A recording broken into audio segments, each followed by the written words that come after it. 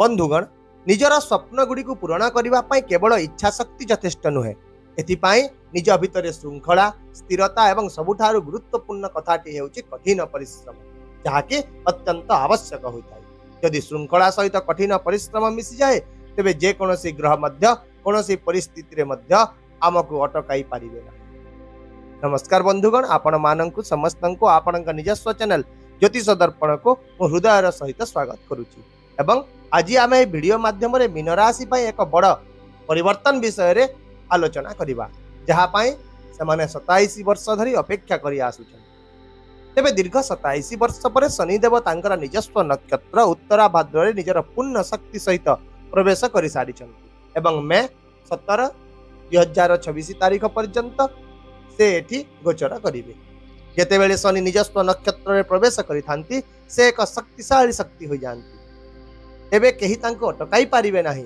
वर्तमान से पूर्ण शक्ति सहित गोचर करुचंती एवं निश्चित भाव रे न्याय प्रदान करिवे। किंतु एबे से आपन को आहुरी कठिन परिश्रम मध्य कराइबे, कारण से केबे काहाको अलसुआ होई बसिबा को दियंती नाही। सेति पई एबे से जेउ मानकर व्यवसाय नाही समानंकु सेही दिग आड़ को ठेलिबे, जेउ मानकर चाकरी नाही समानंकु काम खोजिबा को उत्साहित कराइबे। काहाको भी निष्क्रिय होई बसि रहिबा को देबे नाही, कारण शनि हेउचंती जणे विचारक, से हेउचंती कर्मर फलदाता।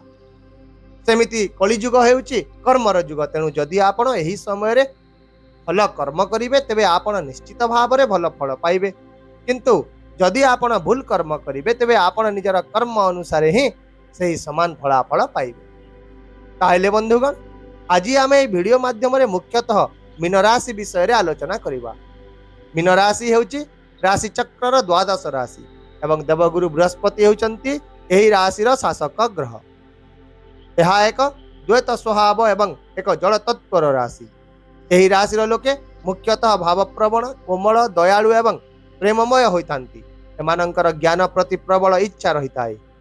एमाने कठिन परिश्रम करिथांती एवं टंका रोजगार मध्य करंती, किंतु समान परिमाण रे खर्च मध्य करिथांती। एमाने जहाकू भल पांती हृदय रस भल पांती, किंतु प्रतिबदले समान प्रेम मध्य आशा करिथांती।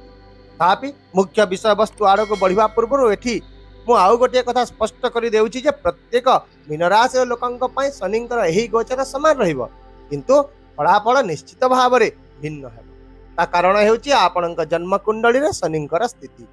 तेणु जदि आपणक कुंडली रे शनि शुभ स्थिति रे रहिचंती तेबे एही समय आपणकु आहुरी आग को नै जिवो। किंतु जदि आपणक कुंडली रे शनि पीड़ित किंबा दुर्बल अवस्था रे रहिचंती तेबे निश्चित भाव रे आपणकु प्रतिकार करने को पड़ो। आउ मध्य मन रखु जे यही विश्लेषण संपूर्ण भाव में चंद्र राशि उपर आधारित अटे, कहार व्यक्तिगत कुंडली उपर आधारित नुहे। तेज सबुठारु गुरुत्वपूर्ण कथाटी हेउछि जे शनि महाराज वर्तमान समय रे आपणक निज राशि रे ही गोचर करुचंती एवं आपणक उपरे 7.5 द्वितीय पर्याय मध्य चलीछि। 7.5 द्वितीय पर्यायटी हेउछि सबुठारु शिक्षणीय पर्याय। यह एपरि समय जेतेबेले शनि आमको आम जीवनर प्रकृत अर्थ कौन ताहा शिखाई थांती, कारण एही पर्याय रे तांकर दृष्टि सीधा सड़क आमर दशम घर अर्थात कर्म घर उपरे रही थाए।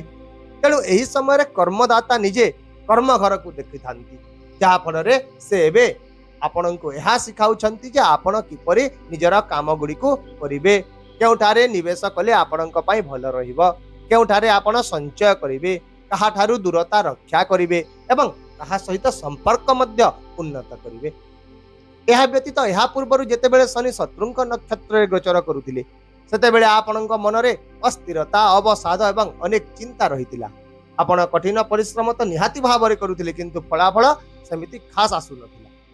आपण बेले बेले निज भितरे आलस्य मध्य अनुभव करबा को पाउथिले। सान भाई भौणी एवं सहकर्मी मानक ठारू दूरता बढ़ी गला। स्वामी स्त्री मध्य रे मतभेद बढ़िला। जो माने विवाह करबा को जाउथिले विवाह रे किछि बाधा आसी गला। व्यवसाय मंथर हो गला। क्यारियर आग को बढ़िला नहीं, बरं पछकू खसीगला परी मन है। सहित किछि लोकंक चाकरी रे अस्थिरता मध्य देखा। किंतु वर्तमान शनि निजर पूर्ण शक्ति रे रहिचंती एवं निज नक्षत्र रे गोचर करुचंती। तेणु एबे से आपन को निश्चित भाव रे फलाफल प्रदान करिवे। तथापि आपन को कठिन परिश्रम निहाती करबा को पड़िबो। यह छड़ा एबे सकारात्मकता आसीबो। मानसिक चाप गुड़िक धीरे धीरे कमिबा आरंभ करिबो एवं आपणक भितरे आत्मविश्वास पुणी थरे फेरी आसिबो। ଏହା ବ୍ୟତୀତ ଏହି ସମୟରେ ଶନିଙ୍କର ଦୃଷ୍ଟି ଗୁଡ଼ିକ ମଧ୍ୟ ଆପଣଙ୍କ ଜୀବନରେ ବହୁତ ଗୁରୁତ୍ୱପୂର୍ଣ୍ଣ ପ୍ରଭାବ ପକାଇବ। ବୃହସ୍ପତିଙ୍କ ପରି ଶନିଙ୍କର ମଧ୍ୟ 3ଟି ବିଶେଷ ଦୃଷ୍ଟି ରହିଥାଏ, ତୃତୀୟ, ସପ୍ତମ ଏବଂ ଦଶମ ଦୃଷ୍ଟି। ତେବେ ଏହି ସମୟରେ ଶନିଙ୍କର ତୃତୀୟ ଦୃଷ୍ଟିଟି ଆପଣଙ୍କ ତୃତୀୟ ଘର ଉପରେ ରହିଛି, ଯାହା ହେଉଛି ବୀରତ୍ୱ, ସାହସ ଏବଂ ପ୍ରୟାସର ଘର। ଏହାର ଅର୍ଥ ହେଉଛି ଯେ ଏବେ ଟିକିଏ କଠିନ ପରିଶ୍ରମ ମଧ୍ୟ ଆପଣଙ୍କୁ ଗୁରୁତ୍ୱପୂର୍ଣ୍ଣ ଫଳାଫଳ ଦେବ, କିନ୍ତୁ ଆପଣ ନିଜର ସମ୍ପର୍କ ଗୁଡ଼ିକୁ ଆହୁରି ଉନ୍ନତ କରିବା ପାଇଁ ଚେଷ୍ଟା କରନ୍ତୁ। ପଡ଼ୋଶୀ, ଭାଇ ଭଉଣୀ ଏବଂ ସହକର୍ମୀଙ୍କ ସହିତ ସୌହାର୍ଦ୍ଦ୍ୟପୂର୍ଣ୍ଣ ସମ୍ପର୍କ ବଜାୟ ରଖନ୍ତୁ, କାରଣ ଶନିଙ୍କର ଦୃଷ୍ଟି ବହୁତ କଠୋର ହୋଇଥାଏ। ତେଣୁ ସତର୍କ ନହେଲେ ସମ୍ପର୍କ ଗୁଡ଼ିକ ନିଶ୍ଚିତ ଭାବରେ ନଷ୍ଟ ହୋଇପାରେ ଏବଂ କାମରେ ମଧ୍ୟ ବାଧା ସୃଷ୍ଟି ହୋଇପାରେ। ଏହାପରେ ଶନିଙ୍କର ସପ୍ତମ ଦୃଷ୍ଟିଟି ଆପଣଙ୍କ ସପ୍ତମ ଘର ଉପରେ ରହିଛି, ଯାହାକି ବିବାହ ଏବଂ ପାର୍ଟନରସିପ୍ର ଘର ହୋଇଥାଏ। ତେଣୁ ଯେଉଁମାନଙ୍କର ବିବାହ ଅଟକି ଯାଇଥିଲା ତାହା ଏବେ ଆଗକୁ ବଢ଼ିବ। ବୈବାହିକ ଜୀବନରେ ସ୍ୱାମୀ ସ୍ତ୍ରୀଙ୍କ ମଧ୍ୟରେ ରହିଥିବା ଦୂରତା କମିବାକୁ ଲାଗିବ, କିନ୍ତୁ ଏଠାରେ ମଧ୍ୟ ଆପଣ ନିଜର ଅହଙ୍କାରକୁ ନିଜ ସମ୍ପର୍କରେ ଆସିବାକୁ ଦିଅନ୍ତୁ ନାହିଁ। ଛୋଟ ଛୋଟ ଜିନିଷ ଗୁଡ଼ିକୁ ବଡ଼ କରନ୍ତୁ ନାହିଁ। ଯଦି ଆପଣ ପ୍ରେମ ଦେବେ ତାହେଲେ ନିଶ୍ଚିତ ଭାବରେ ଆପଣ ପ୍ରେମ ମଧ୍ୟ ପାଇବେ। ସେହିପରି ଶନିଙ୍କର ଦଶମ ଦୃଷ୍ଟିଟି ଆପଣଙ୍କର ଦଶମ ଘର ଉପରେ ରହିଛି, ଯାହାଫଳରେ ଏହି ସମୟ ନିଜ କ୍ୟାରିୟରରେ ଉନ୍ନତି ପାଇଁ ଏକ ଗୁରୁତ୍ୱପୂର୍ଣ୍ଣ ସମୟ ହେବ। ଲୁହା, ତେଲ, କାଠ, ସ୍ଥାବର ସମ୍ପତ୍ତି, ନିର୍ମାଣ ଏବଂ ଯନ୍ତ୍ରପାତି ସହିତ ଜଡ଼ିତ କାମ ଗୁଡ଼ିକ ଗୁରୁତ୍ୱପୂର୍ଣ୍ଣ ଲାଭ ପ୍ରଦାନ କରିବ।